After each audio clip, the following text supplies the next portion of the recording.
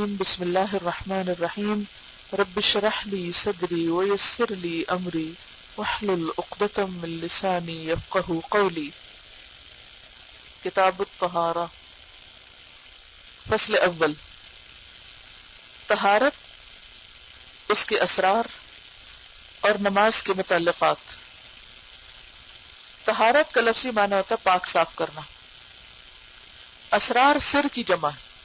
سر کہتے ہیں سیکرٹ کو، راز کو، یعنی طہارت کے سیکرٹس کیا ہیں، اس کے ہڈن پہلو کیا ہیں۔ طہارت تو بظاہر ایک ظاہری عمل کا نام ہے، لیکن اس ظاہر کے پیچھے کیا ہے؟ کیونکہ ہر چیز کا ایک ظاہر ہوتا ہے اور ایک باطن ہوتا ہے۔ ہر تصویر کے دو رخ ہوتے ہیں، ہم صرف سامنے کو دیکھ رہے ہوتے ہیں، جبکہ دوسرا پہلو جو ہماری ان ظاہری نگاہوں سے اوجھل ہوتا ہے اسے دیکھنا بھی ضروری ہے، اور اس کو دیکھنے کے لیے دل کی آنکھوں کا کھلا ہونا ضروری ہے۔ وہ صرف ظاہری آنکھوں سے نظر نہیں آتی چیزیں۔ اسرار کے لیے سیکرٹس اور راز اور ہڈن پہلو چیزوں کے کہاں سے نظر آتے ہیں؟ دل کے اندر جھانکنے سے، غور و فکر کرنے سے، توجہ کرنے سے، دلچسپی لینے سے۔ اس کی مثال ایسے ہی ہے کہ آپ اگر کسی بچے کو دیکھتے ہیں اور وہ رو رہا ہے تو آپ کو نہیں سمجھ آئے گی وہ کیوں رو رہا ہے، آپ کو صرف یہ پتا چلے گا وہ رو رہا ہے، اور آپ زیادہ زیادہ کیا کریں گے؟ اس کی ماں کو بتائیں گے تمہارا بچہ رو رہا ہے۔ آپ صرف اتنا جانتے ہیں کہ وہ رو رہا ہے، جبکہ ماں کیا جانتی ہے؟ وہ کیوں رو رہا ہے، وائی؟ کیونکہ ماں اپنے بچے میں وہ دلچسپی لیتی ہے جو کوئی دوسرا انسان نہیں لیتا۔ اور یہ صرف ماں اور بچے کے درمیان نہیں، کسی بھی انسان میں اگر آپ دلچسپی رکھتے ہو تو جو باتیں آپ کو اس کے بارے میں پتا ہوتی وہ دوسرے کو نہیں پتا ہوتی۔ آپ اس کی خوشی، اس کا غم، اس کا اتار چڑھاؤ وہ سب سمجھنے لگتے ہیں، کیونکہ آپ اس کو ظاہر کی آنکھوں سے نہیں دیکھ رہے ہوتے۔ کہاں سے دیکھ رہے ہوتے ہیں؟ دل کی آنکھوں سے دیکھتے ہیں۔ اور جب آپ کا دل جاگ اٹھتا ہے نا، دل بیدار ہوتا ہے، تو آپ کو وہ کچھ نظر آتا ہے جو عام لوگوں کو نظر نہیں آتا۔ تو یہ نگاہ کا فرق ہوتا ہے۔ تو یہ چیز ہر معاملے میں ہے، انسانوں کے معاملے میں بھی ہے، اعمال کے معاملے میں بھی ہے۔ تو اعمال کا بھی ایک ظاہری رخ ہوتا ہے۔ مثلا آپ کو نماز پڑھنا ہے، آپ نماز پڑھنے چلے گئے، آپ اس کے لیے وضو کر رہے ہیں، بس آپ کیا کر رہے ہیں؟ صرف ایکشن کر رہے ہیں، پانی سے ہاتھ دھو رہے ہیں، کلی کر رہے ہیں، ہاتھ منہ دھو رہے ہیں، پاؤں دھو رہے ہیں، سب بس کر رہے ہیں۔ لیکن اس کے پیچھے سبب کیا ہے؟ اس کا باطنی پہلو کیا ہے؟ اس کے اسرار کیا ہے؟ اس کے ذریعے اللہ تعالیٰ آپ کو کیا سکھانا چاہتا ہے؟ وہ آپ کو صرف اس ظاہری عمل سے نظر نہیں آئے گا جب تک آپ کا دل نہیں جاگے گا۔ اس کتاب کا بنیادی مقصد دلوں کو جگانا ہے۔ امام ابن الجوزی جو تھے وہ طبیب القلوب تھے، ہارٹ اسپیشلسٹ تھے، اور ان کی توجہ کیا تھی کہ لوگوں کے دلوں کے اندر جھانکے، اور کسی کے اندر صرف وہ جھانک سکتا ہے جو اپنے اندر جھانک رہا ہو، کیونکہ انسان تو ایک جیسے ہے نا۔ جب آپ اپنے اندر جھانکنے لگتے ہیں تو پھر آپ کو وہ چیزیں دوسری جگہ بھی نظر آنے لگتی ہیں۔ تو انہوں نے صرف طہارت کے مسائل بیان نہیں کیے، کیونکہ پیچھے آپ علم کے باب میں پڑھ چکے ہیں کہ انہوں نے کہا ہے کہ فقہ صرف ظاہری اعمال کا نام نہیں، یا ظاہری اعمال کو کرنے کے طریقے کا نام نہیں ہے۔ فقہ اعمال کے پیچھے جو اس کی حکمتیں ہیں، ان رازوں کو جاننے کا نام بھی۔ تو طہارت، اس کے اسرار اور نماز کے متعلقات۔ جہاں تک طہارت کا تعلق ہے، قرآن مجید البقرہ 222 میں آتا ہے، 222، ان اللہ یحب التوابین ویحب المتطہرین، بے شک اللہ محبت رکھتا ہے توبہ کرنے والوں سے، توابین سے، جو بہت زیادہ توبہ کرتے ہیں، اور محبت رکھتا ہے، اگین یحب المتطہرین، پاک صاف رہنے والوں سے، پاکیزگی اختیار کرنے والوں سے۔ پہلے توبہ کا ذکر ہے جو انسان کو کس سے پاک صاف کرتی؟ گناہوں سے، برے اخلاق سے۔ اور پھر طہارت کا ذکر ہے جو عموماً ظاہری صفائی کے لیے بولا جاتا ہے۔ تو اسلام میں دونوں طرح کی صفائی ضروری ہے، ظاہر کی بھی اور باطن کی بھی. اور جہاں تک طہارت کا تعلق ہے تو مشہور حدیث سب نے سن رکھی ہے، الطہور شطر الایمان. طہارت ایمان کا ایک بڑا حصہ ہے، یعنی طہارت کا تعلق ایمان کے ساتھ ہے. یہ صرف ظاہری اعمال کا نام نہیں. اور ایمان کا تعلق کس کے ساتھ؟ ایمان کہاں ہوتا ہے؟ سر پر، دل کے اندر. ایمان کی روشنی کہاں جاگتی ہے؟ ایمان کا شعلہ کہاں بھڑکتا ہے؟ دل کے اندر. اب آیت نور پڑھ کے تو سب کو سمجھ آ جائے گی اتنی سی بات. تو جب دل روشن ہوتا ہے تو اس کی روشنی کی جو مقدار ہے اور قوت ہے وہ کتنی ہے، کس درجے کی ہوتی ہے؟ کسی کی روشنی بہت زیادہ ہوتی ہے اور کسی کی روشنی کم ہوتی. اس کا تعلق کس کے ساتھ ہوتا؟ ایمان کی قوت کے ساتھ.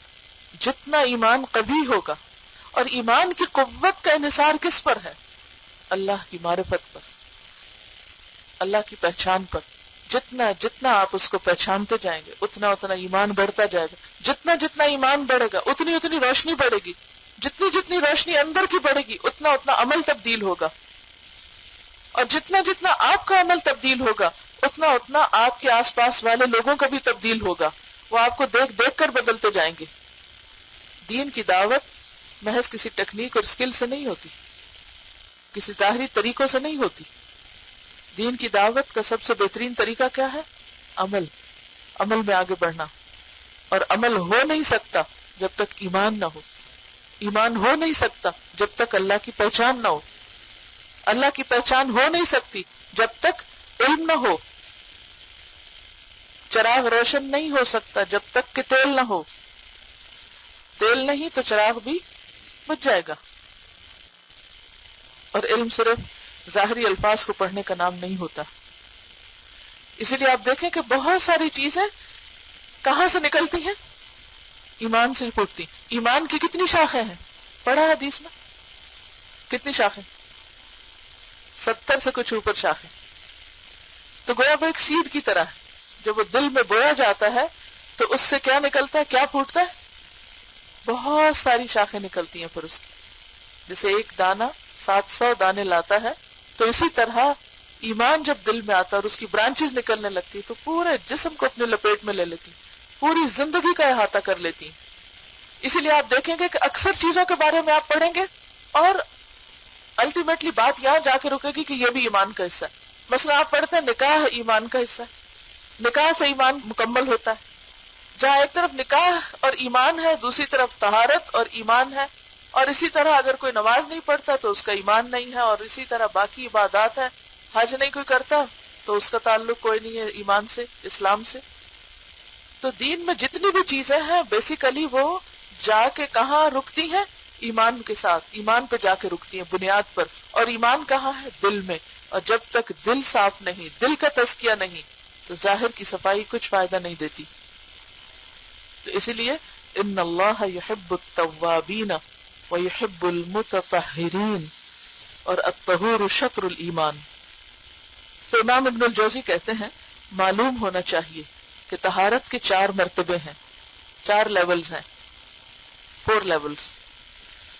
پہلا، نمبر 1، ظاہری طہارت. ظاہری طہارت یعنی ظاہری طور پر جسم کو پاک صاف کرنا. نجاست یعنی گندگی جو ظاہر میں نظر آتی، فضلات جو انسان کے اندر کی گندگیاں اور جسم سے باہر آتی ایکسکریشنز وغیرہ، اور حدث سے پاک ہونا. کتاب الطہارہ میں آپ یہ ساری ٹرمز پڑھ چکے ہیں، اس لیے ڈیٹیلز کی ضرورت نہیں. سورۃ المائدہ 6 میں آتا ہے وَإِن كُنتُمْ جُنُبًا فَاطَّهَّرُوا، اگر تمہیں جنابت لاحق ہو جائے تو کیا کرو؟ طہارت حاصل کرو، پاک ہو جاؤ. اب حالانکہ جنابت جو ہے وہ بظاہر گندگی کا نام نہیں ہے، لیکن وہ بھی ایک طرح سے انسان کے اندر کی نجاست ہے جس کو جسم دھو کے پاک کرنے کے لیے کہا جا رہا ہے. اسی طرح وَثِيَابَكَ فَطَهِّرْ، اور اپنے کپڑوں کو پاک رکھو، ظاہری طہارت. اور یہ حکم کب دیا گیا تھا؟ کس سورت کی آیت ہے یہ؟ المدثر. المدثر آیت 4، بالکل ابتدائی دور کی صورتیں. تو اس سے یہ بھی پتہ چلتا ہے کہ طہارت اور پاکیزگی اور صفائی ستھرائی کا درس یا سبق اسلام کی بالکل ابتدائی تعلیمات میں سے ہے. اور اب بھی آپ دیکھیں کہ حدیث کی بیشتر کتابیں طہارت کے باب سے شروع ہوتی ہیں. تو پہلا درجہ کیا ہے؟ دس از اے منیمم. کیا ہے؟ جسم کو ظاہری نجاستوں سے ظاہری طریقے پر پاک کرنا. دوسرا، اعضاء کو گناہوں سے پاک صاف رکھنا. اعضاء کیا ہوتے ہیں؟ ہمارے لمبس، جیسے ہاتھ، پاؤں، منہ، بازو، بال وغیرہ. ان کو پاک صاف رکھنا. ان کو پاک صاف رکھنے کے لیے ہم کیا کرتے ہیں؟ شاور لیتے ہیں. اور کیا کرتے ہیں؟ وضو کرتے ہیں. ٹھیک ہے. اعضاء کو کیسے صاف رکھتے ہیں؟ وضو کرتے ہیں نا، نہاتے ہیں. اور اگر پانی نہ ہو پھر کیا کرتے ہیں؟ تیمم کرتے ہیں. تو گویا طہارت حاصل کرنے کے دو بڑے ذرائع ہیں، دو سورسز سے طہارت حاصل ہوتی ہے، ایک پانی سے اور دوسرے مٹی سے. وَأَنزَلْنَا مِنَ السَّمَاءِ مَاءً طَهُورًا، ہم نے آسمان سے پاک کرنے والا پانی برسایا. کون سا پانی؟ بارش. اور اگر پانی نہ ہو تو کیا کرو؟ فَلَمْ تَجِدُوا مَاءً فَتَيَمَّمُوا صَعِيدًا طَيِّبًا، پاکیزہ مٹی سے پاکیزگی حاصل کرو. اس سے آپ اندازہ لگا سکتے ہیں کہ پاک کرنے کا جو بڑا سورس ہے یعنی پانی، اگر وہ نہ ملے تو بھی پاکی اختیار کرو، پھر بھی پاک ہو. اور وہ پاکی مٹی، ساری زمین ہمارے لیے پاک رکھی گئی. حدیث میں آتا ہے آپ صلی اللہ علیہ وسلم نے فرمایا جعلت لی الارض مسجدا وطہورا، زمین کو میرے لیے مسجد اور پاک کرنے والی چیز بنایا. یعنی مٹی کے اندر اللہ نے ایسی خاصیت رکھ دی کہ جو نجاستوں کو صاف کرنے والی، گندگیوں کو پاک کرنے والی، گندگیوں کو ڈھانکنے والی بھی ہے اور اس کے علاوہ صاف کرنے والی بھی. آسمان سے بھی پاکیزگی کا انتظام کیا بارش برسا کر، اور زمین سے بھی پاکیزگی کا انتظام کیا صاف اور پاک مٹی کے ذریعے. تو پھر کسی کو گندا رہنے کا کوئی جواز ملتا نہیں ملتا. تو یہ دوسرا درجہ ہے، ظاہری اعضاء کو صاف کرنا. تیسرا درجہ، دل کو اخلاق ذمیمہ اور ناپسندیدہ اور ذلیل چیزوں سے پاک رکھنا. اب وہ باطن پہ آ گئے، کیونکہ باطن بھی تو ہمارا ہی ہے نا، اندر ہی ہے نا. ہاتھ زیادہ امپورٹنٹ ہے یا دل؟ ہاتھ کے بغیر تو جی سکتے ہیں، دل کے بغیر نہیں جی سکتے. ہاتھ گندا ہو تو بھی کام چل جائے گا، دل گندا ہوا تو بڑی مشکل پڑے گی. لہذا دل کو اخلاق ذمیمہ سے پاک رکھنا. ذمیمہ کا کیا مطلب ہے؟ ناپسندیدہ، مذموم. اور ناپسندیدہ اور ذلیل چیزوں سے کون کون سی؟ کبر، حسد، غضب، شہوات، شبہات، نفاق، ریا، شک، شرک. یہ تمام مذموم چیزیں ہیں جو دل میں ٹھکانہ پکڑ لیتی ہیں، دل کو اپنے قبضے میں کر لیتی ہیں. اور اگر دل ان کے کنٹرول میں آ جائے، ان وائرسز کا شکار ہو جائے، تو پھر انسان کے اخلاق درست ہو ہی نہیں سکتے، ظاہر ہو ہی نہیں سکتا. کیوں؟ سمپل سا فارمولا ہے، جو کچھ کسی برتن کے اندر ہوتا ہے وہی باہر آتا ہے، یا نہیں؟ کیسے؟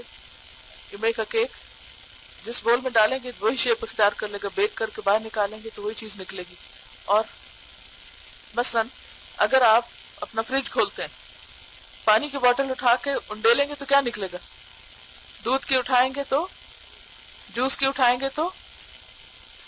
کیوں ایسا ہوا کہ ایک بوتل نے جوس دیا، دوسرے نے دودھ دیا، تیسرے نے پانی دیا؟ وائے؟ اس کے اندر جو تھا اس نے وہی دیا. ہماری زبان سے وہی نکلتا ہے، ہمارے رویوں سے وہی چھلکتا اور جھلکتا ہے جو ہمارے اندر ہوتا ہے. ہم اس کو زیادہ دیر چھپا نہیں سکتے، پریٹینڈ نہیں کر سکتے. وہ کسی نہ کسی بہانے رستہ نکالتا رہتا ہے، نکل آتا ہے. اور خاص طور پر جب انسان کو جھٹکے پڑتے ہیں نا، اس کے مفاد پہ کوئی زد پڑتی ہے تو فوراً وہ باہر آتا ہے. تو ظاہر کی اصلاح ہو نہیں سکتی جب تک کہ اندر کی نہ ہو. آپ نے دیکھا ہوگا کچھ لوگ بات کرتے ہیں، اتنی میٹھی بات ہوتی ہے، ان کی ہر بات ہی میٹھی ہوتی، اور کچھ لوگ بات کرتے ہیں تو ہر بات ہی کڑوی ہوتی. آج ایک بچی کے میل میں ابھی آخری کام جو کر کے آئی ہوں، اس نے لکھا ہوا تھا کہ میری امی کا کچھ علاج کر دیں، کیونکہ وہ جب بولتی ہیں پورے گھر کو اریٹیٹ کرتی ہے، سب ان کے ہاتھوں تنگ ہیں، اور ان کو سمجھ نہیں آتی کہ وہ سب کے لیے کتنی اذیت کا سبب بنی ہوئی ہیں۔ بعض اوقات ہمیں خود نہیں پتا ہوتا کہ ہمارے آس پاس کے لوگ ہمارے بارے میں کیا رائے رکھتے ہیں۔ تو بعض اوقات آپ کی اپنی اولاد بھی آپ کے خلاف گواہی دیتی ہے۔ یہ آپ زمین پر اللہ کے گواہ ہو، تو زمین پر اللہ کے گواہ ہونا کیا ہوتا ہے؟ یہ جتنے لوگ ہیں نا ہمارے آس پاس، یہ سارے قیامت کے دن ہمارے حق یا خلاف گواہی دیں گے۔ جب اللہ تعالیٰ کسی سے اٹھا کے پوچھے کہ بتاؤ تم کیا کہتے ہو اس کے بارے میں، تو اس وقت کوئی جھوٹ بول سکے گا، پریٹینڈ کرے گا؟ وہ وہی بولے گا جو اس کا نظریہ ہوگا آپ کے بارے میں۔ ہر شخص آپ کے بارے میں کوئی نہ کوئی اوپینین رکھتا ہے، اور وہ اوپینین آپ کے رویے اور بیہیویئر پر مبنی ہوتا ہے، اور قیامت کے خوف سے کوئی بھی جھوٹ نہیں بول سکے گا، نہ کوئی بناوٹی بات کر سکے گا۔ تو بی کیئرفل کہ آپ اپنی باتوں، اپنے معاملے، اپنے رویے سے کیا امپریشن بناتے چلے جا رہے ہیں۔ یہ سب آپ کے آثار ہیں، سب آپ کے لیے نہ صرف یہ کہ انسان، باقی چیزیں بھی گواہی دیں گی۔ تو بات وہی ہے کہ جو اندر ہوگا وہ باہر آئے گا، لہذا توجہ کریے اندر، اور یہ اعلیٰ ترین درجہ ہے طہارت کا کہ دل صاف ہو۔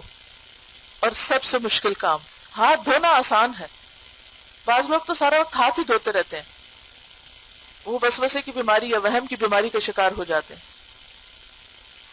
یہ بھی ایک نفسیاتی بیماری ہوتی ہے، وہ کسی وقت اپنے آپ کو پاک سمجھتے ہی نہیں، لیکن بسا اوقات کیا ہوتا ہے، ظاہر کی طہارت آسان ہوتی مگر دل کی طہارت مشکل ہوتی۔ ہاتھ ہماری آنکھوں کو ظاہری کو نظر آتے، اوہ یہ کالا ہو گیا، یہ مٹی لگ گئی، یہ فلاں چیز لگ گئی، جلدی سے دھو لو، جا کے دھو دیتے ہیں، نہیں بھی دھوتے ٹشو اٹھا کے صاف کر لیتے ہیں، لیکن اندر نہ خود کو نظر آتا ہے نہ کوئی اور دیکھتا ہے، تو وہ بیچارہ اگنور ہوتا چلا جاتا ہے۔ عموماً جو ظاہری بیماریاں ہوتی ہیں نا وہ ہمیں فوراً پتہ چل جاتی ہیں۔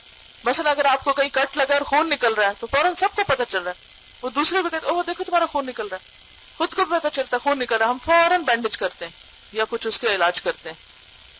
بخار ہوگا فوراً پتہ چلے گا جسم گرم ہے، کچھ نہ کچھ دوا لے لو۔ سر درد بھی عموماً ظاہری جو بیماری ہوتی ہے نا اعضاء کی، کہیں کوئی اسکریچ ہو گیا، کوئی کچھ ہو گیا، سب پتہ چلتا ہے، دوسروں کو بھی ہمیں بھی، ہم علاج بھی فوراً کرتے ہیں۔ لیکن جو دل ہے، عموماً آپ نے دیکھا ہوگا کہ دل کی بیماری پتہ ہی نہیں چلتی، اندر ہی اندر بلاکیج ہوتے رہتے اور ایک دم بسٹ ہوتے ہیں، پھر ایک دم اٹیک ہوتا ہے، ہارٹ اٹیک اچانک ہوتا ہے، اور وہ بھی اس لیے ہوتا ہے کہ ہم اپنے آپ کو اگنور کیے رکھتے ہیں نا، پرواہ نہیں کرتے کہ اندر کیا ہو رہا ہے، جو نظر نہیں آتا۔ اگر ہمارا دل ہمیں باہر نظر آئے اور اس کے اندر کوئی بلاکیج ہونے لگے، اگر ہم اپنی اسکریننگ خود کر سکیں تو ہمارے خوف کا عالم کیا ہو، بیٹھیں گے آرام سے، تو نیندیں اڑ جائیں گی۔ لیکن کتنی ہی بد اخلاقیاں ہیں جو اندر چھپی ہوئی ہیں اور ہم مزے کی نیند سوتے ہیں، ہمیں احساس ہی نہیں کہ ان کو صاف کرنا ہے۔ چوتھا درجہ جو اعلیٰ ترین درجہ ہے، اپنے باطن کو اللہ کے سوا ہر چیز سے پاک کر دینا، اور یہی سب سے بڑا مقصد ہے۔ اللہ کے سوا ہر چیز سے پاک کر دینا یعنی سب سے بڑھ کر اللہ کی محبت اس پر غالب آ جائے، سب سے بڑھ کر اللہ کا خوف اس پر آ جائے۔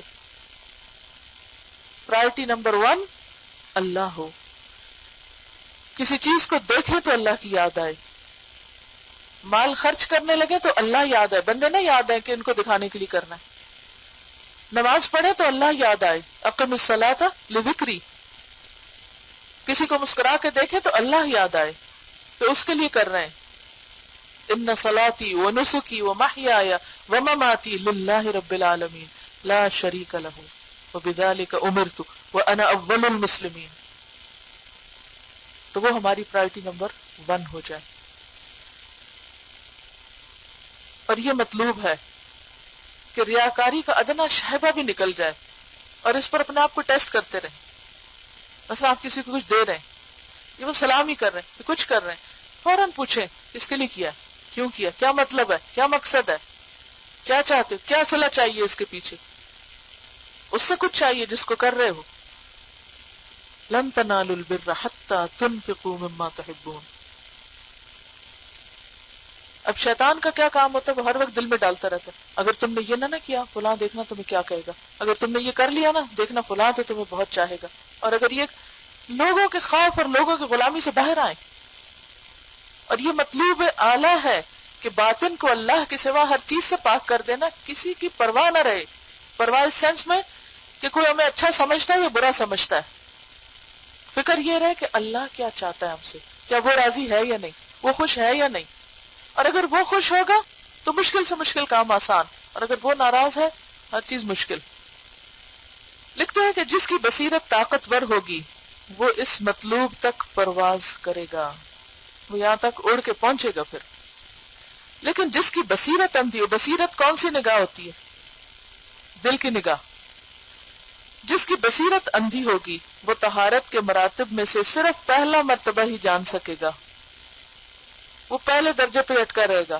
تم اسے دیکھو گے کہ وہ اپنی عمر عزیز کا بیشتر حصہ استنجا میں زور لگانے اور کپڑے دھونے میں ضائع کر دے گا. واش روم میں گھنٹوں لگا دے گا. کئی لوگ واش روم جاتے ہیں نکلتے ہی نہیں، چاہے دوسرے میں لائن لگا کے کھڑے ہوں، کیونکہ ان کی طہارت ہی نہیں ہو چکتی، چاہے دوسرے کتنی اذیت میں ہو، کیونکہ ان کے خیال میں کیا ہے کہ وہ پاک نہیں، اور پانی میں پانی لٹاتے چلے جائیں گے.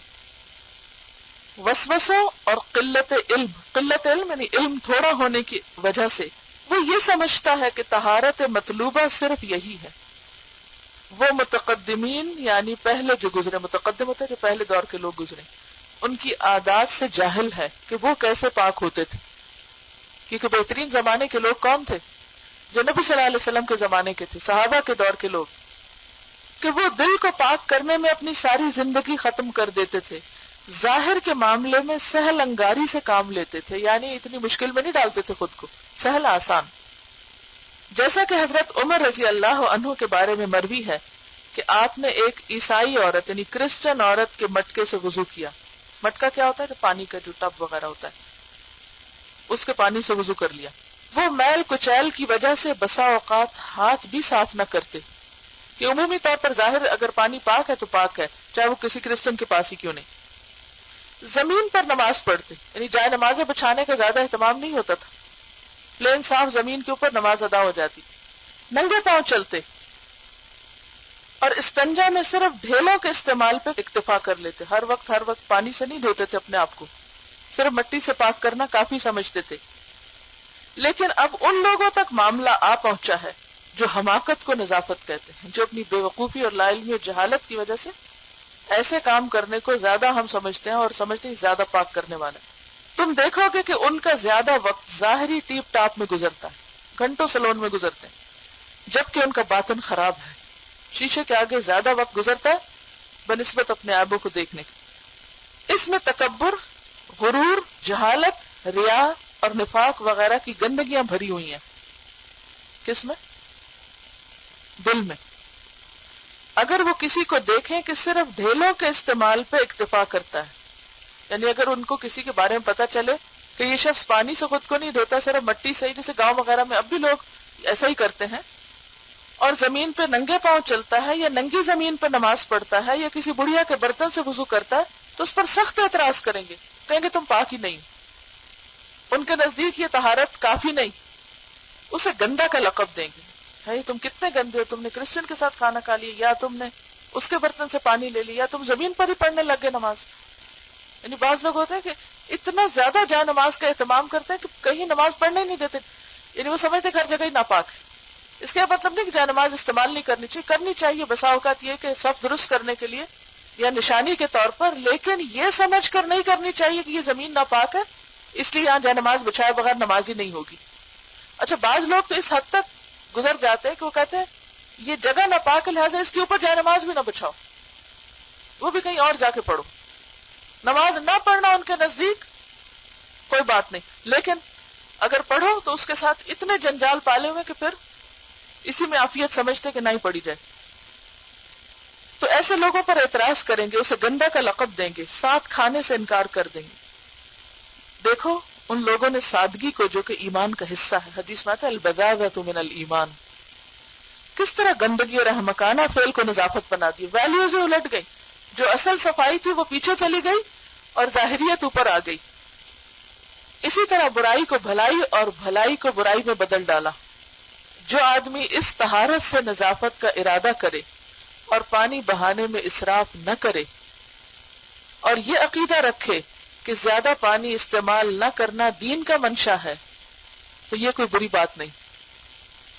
نجاستوں اور پلیدیوں کی پہچان، پلیدیوں نہیں ناپاک چیزوں، پہچان کے لیے فقہی کتابوں کی طرف رجوع کرو کہ اس کتاب کا مقصود آداب ہے، مینرز ہیں۔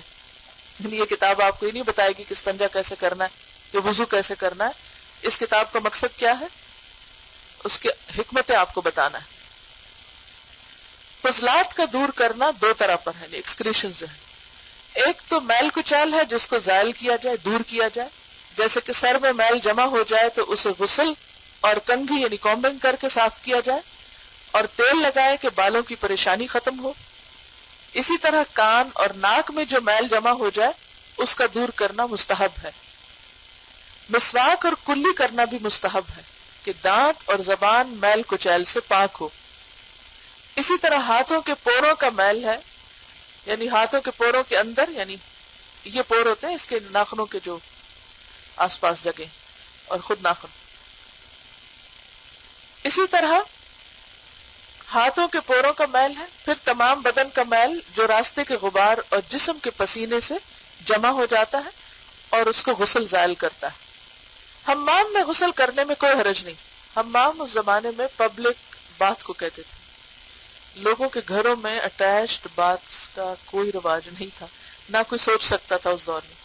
لوگ اپنی رفع حاجت کے لیے گھروں سے باہر جایا کرتے تھے، دور جنگلوں میں، اور نہانے کے لیے پبلک باتھ بنے ہوتے تھے جہاں پر اکٹھے پانی گرم ہوتا، کیونکہ ہر ایک کا الگ الگ اپنے گھر میں گرم کرنے میں مشقت ہوتی یا جگہ ہی نہیں ہوتی تھی، تو لوگ جب باقاعدہ طور پر نہانا چاہتے تھے تو ایسے پبلک باتھ میں چلے جاتے۔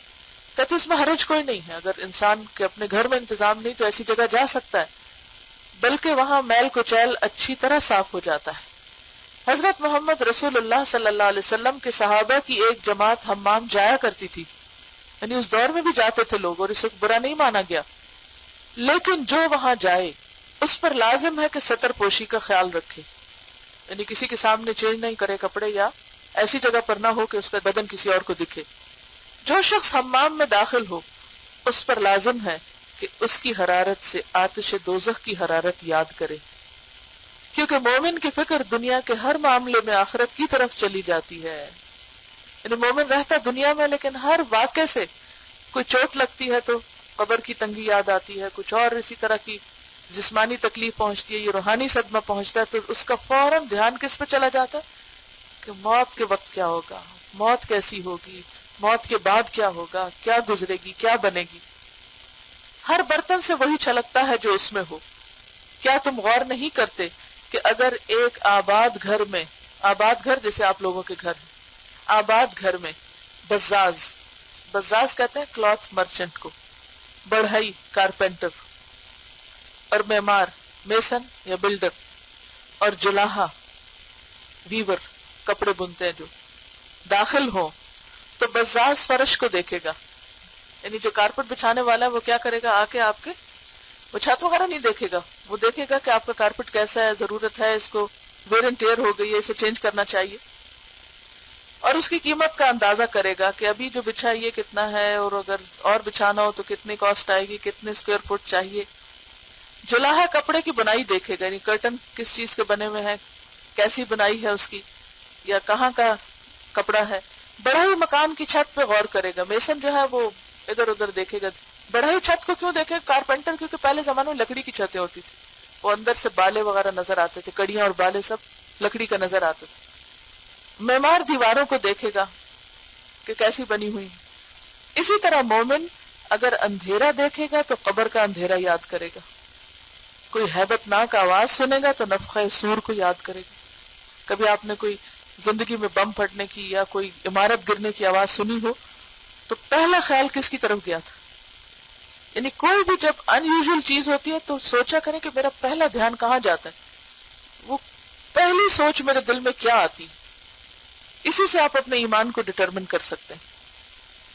نعمتیں دیکھے گا تو اسے جنت کی نعمتیں یاد آئیں گی کہ جنت کیسی ہوگی. اگر عذاب دیکھے گا تو آگ کو یاد کرے گا. کسی کی پٹائی ہوتے دیکھے یا کسی کو کسی اور مصیبت میں دیکھے تو فوراً اس کو حشر کی پٹائی یاد آ جائے گی، جہنم کی. سورج غروب ہونے کے قریب اور مغرب اور عشاء کے درمیان حمام میں جانا مکروہ ہے کیونکہ شیطانوں کے پھیلنے کے اوقات ہیں. تو شیطانوں کے ٹھکانے کہاں ہیں؟ حمامات میں. فضلات کے ازالے کی دوسری قسم، کچھ اجزاء ہیں جن کو کاٹا جاتا ہے، مثلا مونچھوں کے بال، بغل کے بال یعنی انڈر آرمز، منہ زہار، انڈر لیگز اور ناخن وغیرہ. ان سب کو کاٹ کے صاف کرنا بے حد ضروری ہے کیونکہ یہ بھی ہڈن نجاستیں. سفید بالوں کا اکھاڑنا مکروہ ہے. بعض لوگ مثلا داڑھی کاٹتے نہیں یا اس کو رنگتے نہیں تو وہ کیا کرتے ہیں، جو بھی کوئی سفید بال ہے اس کو کاٹ دیا تاکہ وہ زیادہ عرصے تک جوان نظر آئے. یا اسی طرح بال اگر سر میں ہیں سفید تو وہ کیا کرتے ہیں، کئی لوگوں کا آپ نے شغل دیکھا ہوگا کہ وہ سفید بال نکالتے رہتے ہیں، تو یہ مکروہ ہے. لیکن خضاب لگانا مستحب ہے، آپ رنگ لیں بالوں کو. سیاہ جیٹ بلیک کے علاوہ دوسرے رنگوں سے رنگ سکتے ہیں اللہ کہ وہ نیچرل کلر. گرین اور بلو اور پنک بال کرنا فطرت کے خلاف ہے. طہارت کے باقی مراتب یعنی اندرونی طہارت کیسے ہو، دل کیسے پاک ہو، مہلکات اور منجیات کے رب میں آئیں گے، یعنی آگے اس پر مزید بات ہوگی. یہاں اتنا ہی کافی ہے انشاءاللہ. وآخر دعوانا ان الحمد للہ رب العالمین. سبحانک اللہم وبحمدک نشہد ان لا الہ الا انت نستغفرک ونتوب الیک. السلام علیکم ورحمۃ اللہ وبرکاتہ.